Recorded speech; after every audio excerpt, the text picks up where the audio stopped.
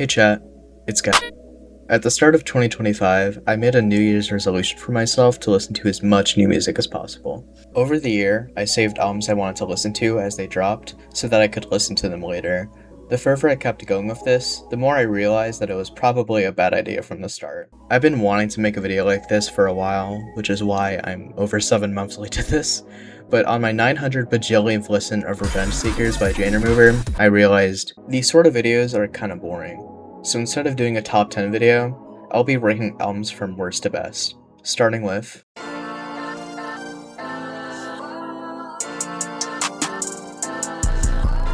the word of the day is bland. It's not bad, but it's also not great either. An example of this is Playboi Carti's I Am Music. Out of the 30 tracks on this album, 34 if we're counting the deluxe edition, finding a song that is fully completed is a rarity. Most of my favorites off of this album are songs with features, which isn't really a surprise, considering how his features one-up him consistently.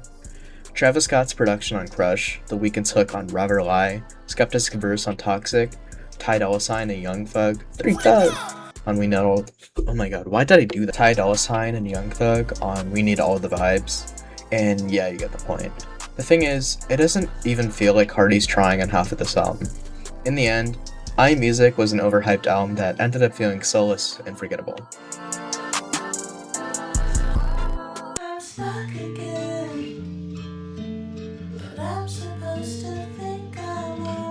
I started listening to Def Lemon's back when she put out the single One Whole Me. A lot of her discography mainly consists of single songs, so naturally the question that comes up is what it would be like if Dev set her ambitions out for a full-length record. So naturally, we didn't really get that this year. But those ambitions still remain. There are some good songs on here. I liked Nice Try when it first dropped. Face is one of the best songs in her discography, plus the final stretch from Stuck Again to What About You is good too. What really irks me about this album though is some of the louder elements. And that's a surprise to me. My top genre on my Spotify Wrapped has been hyperpop for like the past 5 years. You'd figure I would eat this right up, but there's something about it that just doesn't really work for me. I can't say Don't Pinch Me doesn't make me cringe, at least a little bit. Dev's performance isn't great, nor are the lyrics. While yes, I do think that it's good that Dev is expanding her sound, I just have a hard time enjoying this album as much as other people do.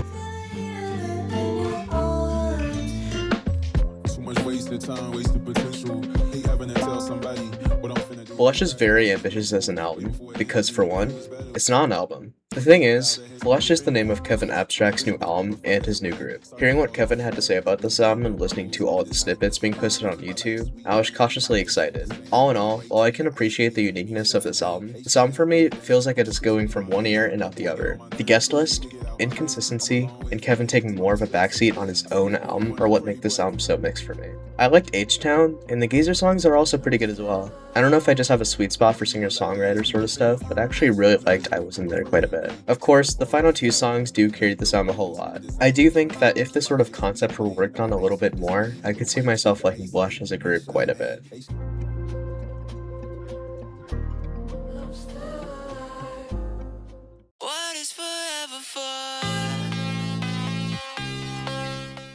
Okay.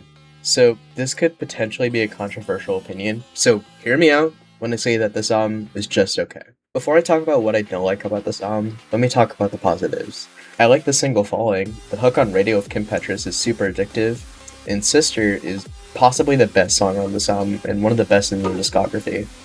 That being said, the rest of this album I could take or leave. My problem with this album is that Frost Children aren't really doing anything different or special with this record. I feel like with Herfroom and the feature that they had on Porter Robinson's Mona Lisa that they were going to try something different, but with Sister, it feels like a step back. I don't know. This album just doesn't do a whole lot for me, but it's cool to see that others are enjoying it.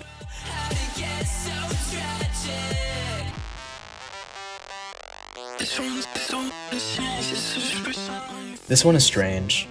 I listened to the single Expression on Your Face of Blade and Echo 2K when it first came out, and I really liked it. When the album came out, I saw quite a bit of criticism against it. I don't think that this album does much for me, but I personally do not think that this album is worth all of the hate. Was Expression on Your Face perhaps misleading for what the rest of the album sounded like? Perhaps.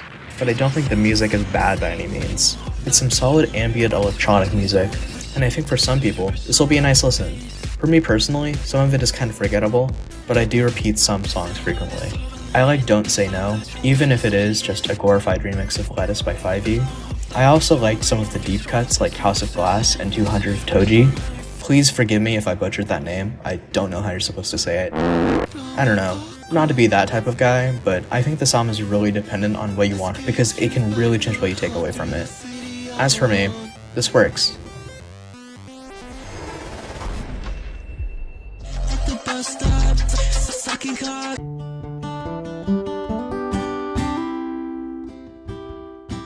Sable Fable is the first Bon Iver record in a little over 5 years, and quite a bit has happened in Justin Vernon's career during that downtime.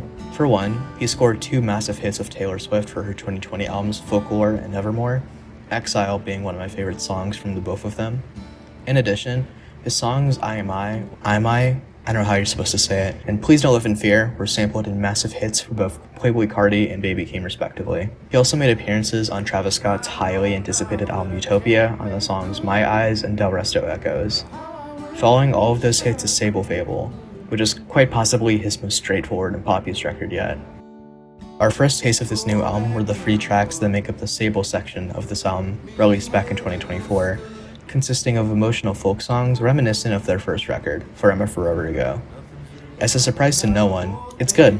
My favorite tracks from this part are Things Behind Things Behind Things and Award Season. The new songs in question come during the second half of this album, nicknamed Fable.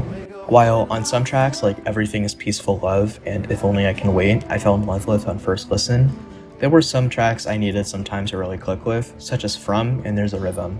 While some parts of the album blend in a little too well for me, overall, if this ends up being the final Bon Iver album, this is a solid way to end things off. And I'm glad that Justin is in a better headspace now.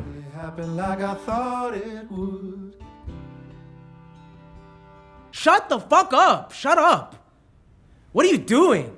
What the fuck are you doing?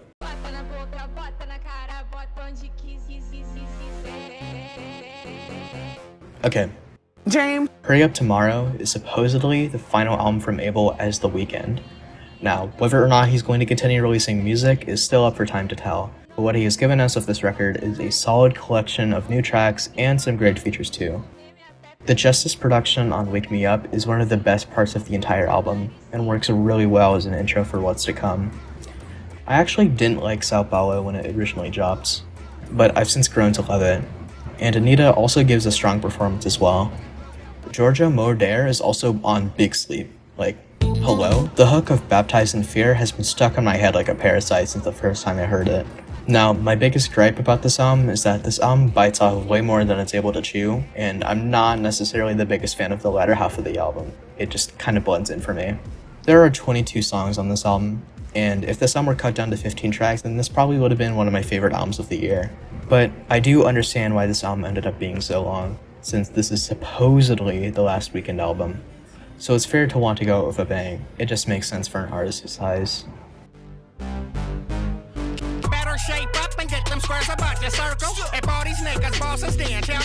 I'm slightly embarrassed to say that this is my first deep dive into Danny Brown. Yes, I know. But the feature list was enough to entice me. Danny has given the hyperpop scene its flowers for quite a bit, and this album sees him working with some of his favorite artists and having some fun while doing it. The album starts with Book of Daniel, featuring Quedeca, which is a very strong opener, a really good track. I feel like the beat of Starburst shouldn't work, but it somehow does. I'm pretty sure Umaru is sampled somewhere in there, by the way. You probably don't need me to tell you this if you've heard it already, but the song Copycats of Underscores is just a straight up banger. While there are some pretty high highs on this record, there are also some songs I feel a little meh about. I'm not the biggest fan of 84-85's vocal performance on Flowers, and while that might be the point, it just doesn't really work for me. While I get that part of what makes Femtonol's music interesting is the mixing, I don't really like the mix on I Love My Life. Noel's vocals are buried underneath the crazy ass production, but not in a good way like you may think. The first section of the end is really good too, I just don't feel too crazy on the second part. Also, there are some really great songs here, but I also don't think I'll be seeing myself returning to the song anytime soon.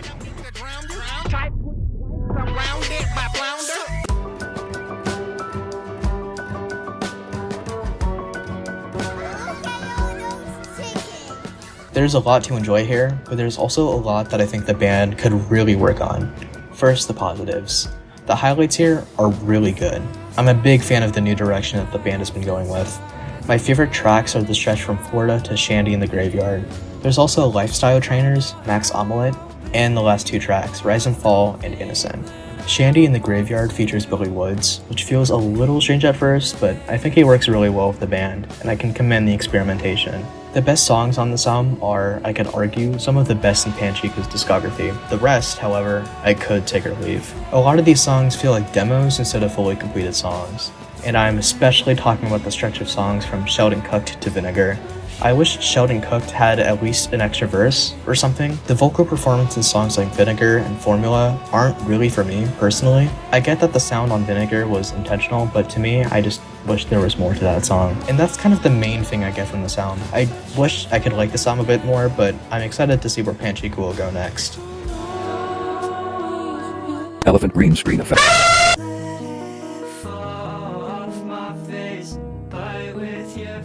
kmoe has mainly been releasing singles for nearly the past 10 years, Jesus Christ.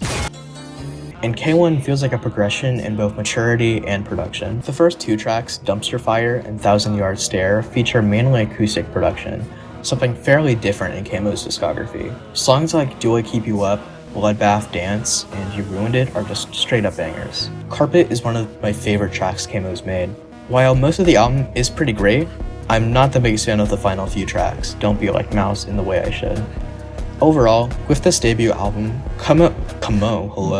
With this debut album, kmoe is showing a lot of potential, and I'm very intrigued to see where he'll go next.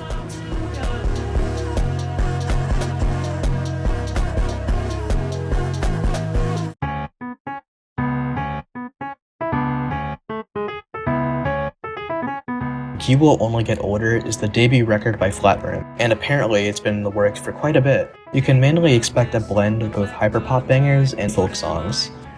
It's a really fascinating combination. The album starts off with Kill Your Competitor, which was what really got me into Flatroom's music in the first place. What really impresses me though is the song I Don't Even Need. It is genuinely one of my favorite songs of the year. I'd also like to shout out some of the more minimal tracks, such as the cover of the Ryan Adams song When the Stars Go Blue, and the penultimate track, Sweet Dreams Tux. I didn't really get those tracks originally, but I return to those songs pretty frequently now. Since this is a debut album, this is naturally a bit flawed. It's Not Me featuring Shifting Perspectives is only a minute and a half long, which is a shame since it's an absolute banger. Christmas classic with So, Please Forgive Me, again, if I butchered that. What was that? It just sort of feels like it's of its time and doesn't really reach the same heights as the other tracks on the album. Overall, I think that this is a great debut album, and considering the single they put out earlier this year, I'm really excited to see what Flatroom has to offer next. There has to be a better way to get the ice off the car. I mean, I'm using a discount card, so I'm only getting 15% off.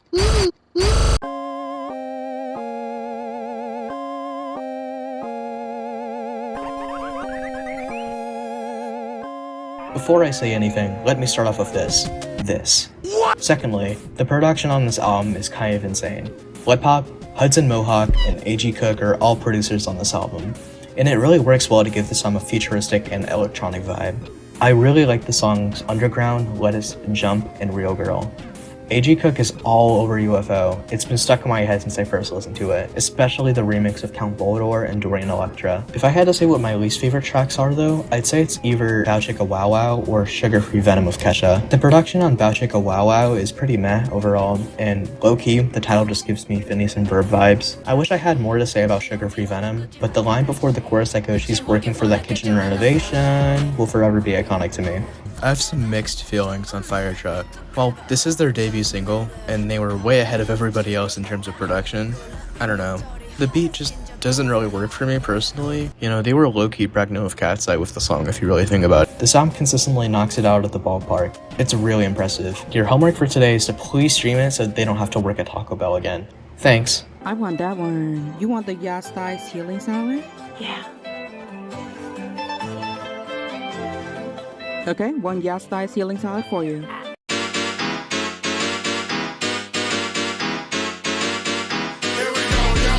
Disclaimer, before I get started with this one, this review might be a bit biased because I know swr.ratgrl, but this album is really good. The big thing I want to compliment Millie on with this album is the sequencing. Some of her previous albums have had track lists that felt, and I mean this in the nicest way possible, thoughtless. I'd say the spirit of a trance hippie stoner chick is best experienced when doing a full front to back listen, since all of the tracks complement each other really well. The stretch from How Does It Feel for Your Breakboard to be made by a trans girl to Universal Stereo B 0128 mix is a perfect example of this. There's also a very welcome change in production style that I've noticed starting with her record before this, Opaque White Showgirl, where the inclusion of samples from songs and games really make her songs stick out. Some that immediately come to mind for me is the Kanye sample in Emulsifier and the I Show Speed sample in A Big Bag of One Estradiol. in it. By the way, I wish I was joking with that. My jaw was literally on the floor when I heard that for the first time. While this album is pretty great, I do have some small nitpicks, though they aren't groundbreaking by any means. This might be a hot take, but I don't really like Technologic by Daft Punk, purely because of its vocals, and while the remix of it on this album has great production behind it, it doesn't really save that song for me. If My Name Was Femme Rat Girl You'd Like It is also a little forgettable, despite the title. Don't let this discourage you from listening to this album though, as you're sure to have a fun time with the song. Please consider supporting her.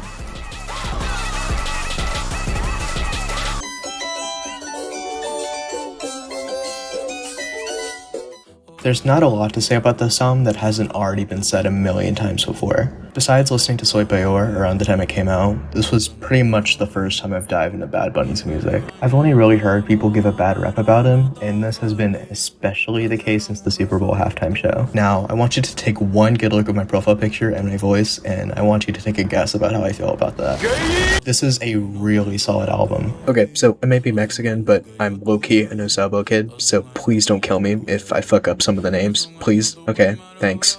Love Y'all is a banger, nothing short of that. Baile Inolvidable is so good. Easily like one of the best tracks on here. I really love how Turista gives a breath of fresh air with its minimal production. It also has some of the best lyrics in the entire album, in my opinion. Danny's production on AO is easily a highlight. It's such a banger. The title track is also nothing short of iconic. My only big gripe about this album is that it is a bit too long. I don't really care for songs like Boquete and Café con Ron. Otherwise, yeah, this really does not deserve the hate. Please consider giving this a try if you haven't already. This is such a fun listen. You will not regret it.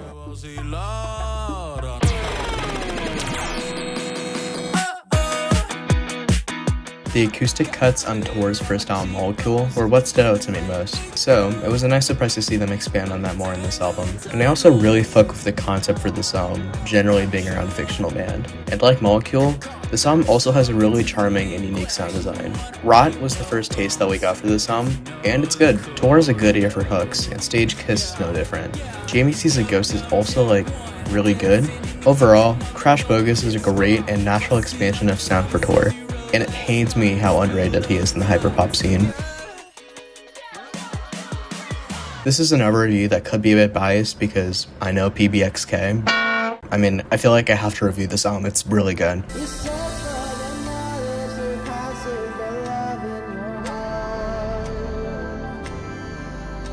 Fear and Hope of a Higher Place is pbxk's first album in 5 years, and the progress between the two can immediately be heard within the first track, The Grandfather Paradox. This album takes the plunderphonic and rock sound from her debut album Natural Physics and takes it to a higher technical caliber. While there weren't any vocals on her first album, I really like how visual Seafoam's lyrics are, and her performances knock it out of the ballpark. I really like songs such as North Star with Ivan Malave, Innocence, and Mental Graffiti Overture. This isn't technically on the album, but I feel like I have to bring up the single Terrorist because it is genuinely one of my favorite songs of the year. It is just that good. Overall, this is a really impressive album, and it shows a lot of potential for where pbxk can go next.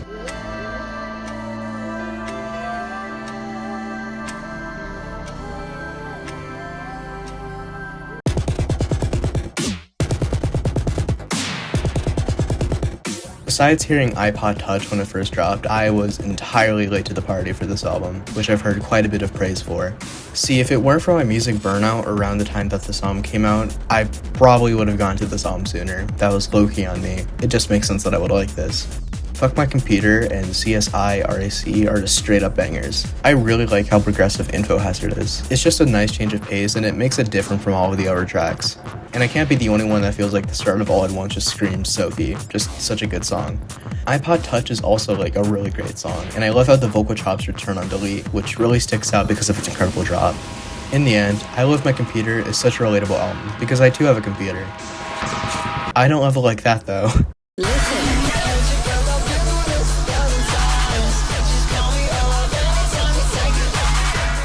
Yeah, you probably saw this coming inevitably. Revengeseekerz is the third straight home run by Jane Remover. Honestly, there's been so much hype for Jane as of late that there isn't really a lot left to say about this album that hasn't already been said. Twice Removed is such a good start for the album. I really like the part that goes kill yourself or go home. Psychoboost of Danny Brown. Don't do this to me. Experimental Skin could genuinely be a contender as one of Jane's best songs in her discography, and shout out to the Leroy remix as well, that's awesome. JR is such a good first single. I was addicted to it when it first came out. That and Dancing with Your Eyes Closed. Those songs made me feel so excited for this album to come out. 2025 was a great year for Jane Remover, and considering the fact that she's already planning out her next album is so exciting. I genuinely don't know where her career is going to go next.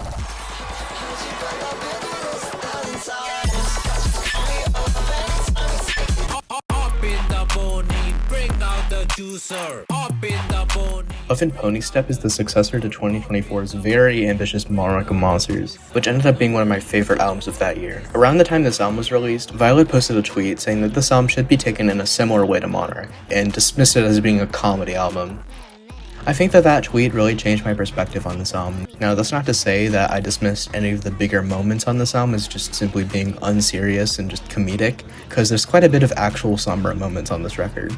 The part in the slow dance where Vylet just lets it all out never fails to give me goosebumps, it's fantastic. Walking Beside the Dragonfly with the orchestral instrumentation and how it works with the electronic production of the rest of the record is just nothing short of gorgeous.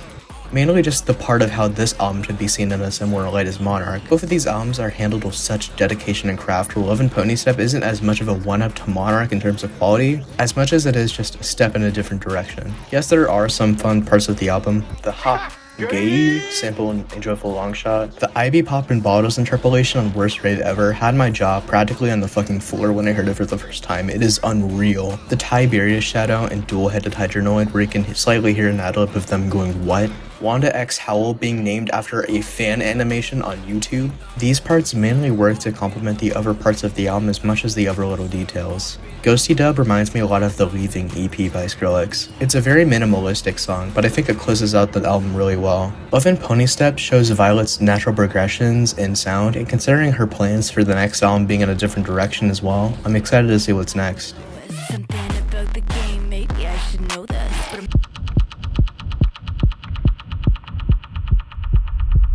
Eusexua was one of my most anticipated albums of the year, and it did not disappoint.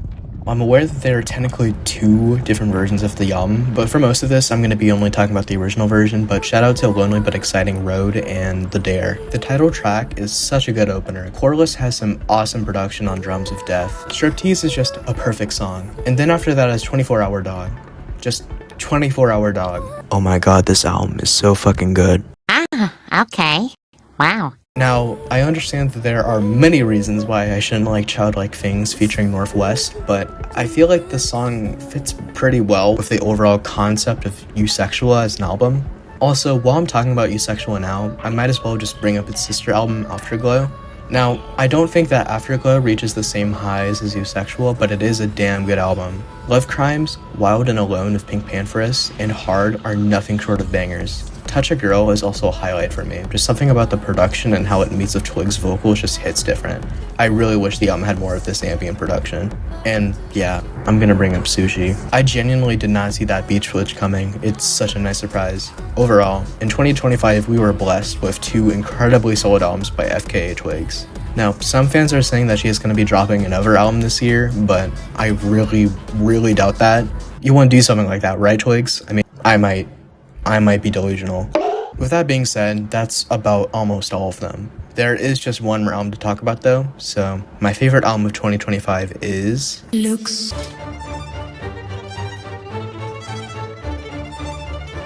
I wish to have been a bit more original in my pick of album of the year, since every other music publication has seemed to choose this album as the best, but really, can you blame me? This almost seems like cheating considering how late in the year this came out. I listened to the podcast interview around the same time the album came out, and I think her insight of this album is really interesting. She states how she was ready to move into a different style of music than Motomami. She has a lot of respect for Motomami, of course, but she states that a lot of the musicians that she respects, like Kate Bush and Bjork, have made some of their greatest albums by trying new things with their sound. This might be a bit cliche to say, but the individual songs in Lux feel more like paintings than anything else of how articulate the production and songwriting are. This is as clear as day once you put on the song Sexo Valencia and Lantas, which is uncompromising in its religious themes. The part where the choir comes in is just nothing short of transcendent. Mio Cristo Piange Diamante has one of the best vocal performances of the entire year. My jaw is still on the floor. Berghain was the only single for this album released beforehand, featuring, how are you supposed to say his name? Eve Tumor. And Bjork. Hey, would you look at that? The final stretch of songs from La Rumba del Patron de Magnolias is generally the best way to end the album, La Rumba del Perdón especially. I really love the guest vocals by Estrella Morente. It's the sort of performance that gets you addicted by first listen. And of course I have to give love to songs like Fokurani and Novia Robot. It's so weird how these songs weren't on streaming for a time. Every song is so memorable and interesting in its own way. Trying to write highlights is difficult. If there's only one album from 2025 you listen to, make it Lux. The hype is for a good reason.